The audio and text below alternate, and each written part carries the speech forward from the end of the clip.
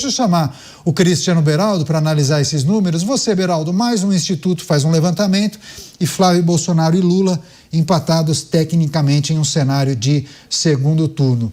O que é preciso trazer e apontar para esses números destacados nesse levantamento? Olha, Canhoto, nesse levantamento específico a gente vê uma parcela muito pequena de indecisos, né? Então, quando olha-se para o cenário de segundo turno, as pessoas já estão com a sua cabeça feita e Lula vai enfrentando ali o crescimento, inclusive, dos outros candidatos, né? Essa pesquisa trouxe que tanto com Zema quanto com Caiado, ele também está empatado no segundo turno. E isso, para um presidente em exercício, alguém que tem o controle da narrativa e tem toda essa máquina do Estado para fazer o pé de meia, para fazer desenrola, para tentar criar boas notícias para a população, e ele encontra-se empatado no segundo turno, revela que há uma fadiga de material. Eu acho muito difícil a situação eleitoral do presidente Lula, porque ele não terá boas notícias a entregar para a população brasileira. E faço rapidamente um gancho com a notícia anterior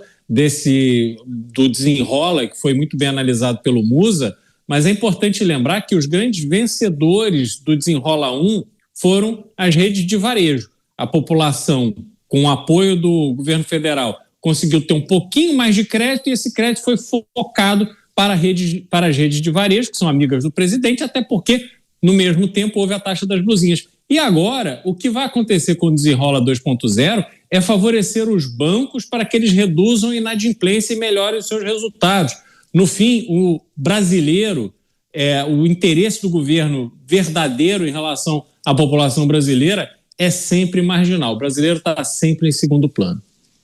Pois é, deixa eu passar para o Mota. Você, Mota, a gente tem acompanhado uma série de levantamentos e vários institutos colocam Flávio Bolsonaro e Lula em patamares muito parecidos. Em alguns institutos, Flávio chegou a aparecer à frente do presidente Lula. Muitos lá atrás diziam, bom, Flávio não é muito conhecido, Flávio é moderado demais, Flávio não tem o mesmo discurso eloquente do pai. Bom, parece que isso não fez diferença nenhuma, né?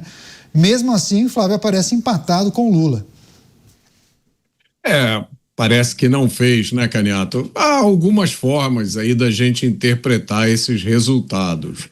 Uma dessas formas é constatar que o eleitor está achando ótimo qualquer candidato que não seja do PT. Eu sempre disse, essa é a grande vantagem de Flávio. A segunda grande vantagem é que ele é Flávio Bolsonaro. Essa interpretação de que o eleitor quer tudo menos um candidato do PT é compatível com a situação atual do governo. É um governo que começou mal e tem piorado consistentemente. É um governo que nunca abriu mão das suas obsessões de gastar sem qualquer limite, de agigantar o Estado, de cobrar o máximo possível de imposto. E o governo achou que o eleitor não ia notar essas coisas. Parece que o governo errou. Você, Musa, quero ouvi-lo também em relação a esse levantamento que já coloca Lula e Flávio empatados tecnicamente. Nesse levantamento, Lula 1 ponto percentual acima de Flávio, mas ainda os dois em empate técnico. É muito curioso, porque nos outros cenários, Zema e Caiado também aparecem empatados, o que nos leva a crer que muitos querem tirar o PT. Não importa quem vai para o segundo turno, eu só não vou votar, eu vou votar para tirar o PT dali. Parece isso, né? E isso volta um pouco daquilo que eu falei atrás. Nessas eleições não há espaço, talvez, infelizmente, para discussão de projetos, porque o grande projeto e o grande objetivo aqui é a retirada do PT do poder. E não pura e simplesmente o PT pelo PT, mas pelo histórico de corrupção, uma mentalidade retrógrada e atrasada, como eu sempre brinco, uma mentalidade mofada, que não funciona mais em 2026, não entrega mais incremento de produtividade, não consegue mais melhorar a qualidade de vida das pessoas, porque não há mais espaço no endividamento, que é a forma como eles sabem fazer. Então tudo isso mostra um cansaço muito grande da população como um todo com esse modelo. Modelo que no começo ele entrega benefícios de curto prazo, sem perceber os malefícios do longo prazo, mas no curto prazo, como os agentes são míopes, eles parecem que se satisfazem com isso. No médio e no longo prazo acaba esse fôlego, e ao acabar esse fôlego, chegamos nesse ponto. Então, o grande projeto hoje é a retirada do próprio PT. Então, nós vemos, né, a grande transferência de votos de grande parte dos possíveis candidatos e hoje pré-candidatos à presidência. A atribuição, ou melhor, a transferência desse voto vai grande parte de todos eles do primeiro turno do seu pré-candidato para supostamente o Flávio, se for para o segundo candidato. Então, é um pouco do que a gente vem falando aqui e talvez se assemelhe um pouco com o que aconteceu com as eleições no Chile.